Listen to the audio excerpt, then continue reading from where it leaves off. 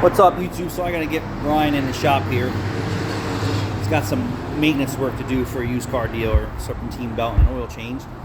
And I'm gonna show you what the Hyundai wheels look like. What a beautiful day. High mileage Toyota right here. In really good condition. Alright, so Rambos! So I had a couple little oopsies in here with the clear coat, but once it dries it'll almost be not noticeable.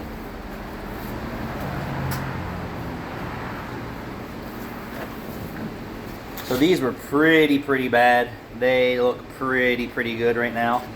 We're gonna let them dry up. I probably should put them out in the sun.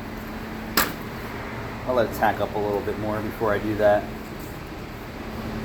Some weird stuff happened with the clear on this for some reason or another. Maybe because of moisture, so much moisture in the air in the shop for some reason. All right, thanks for watching, everyone.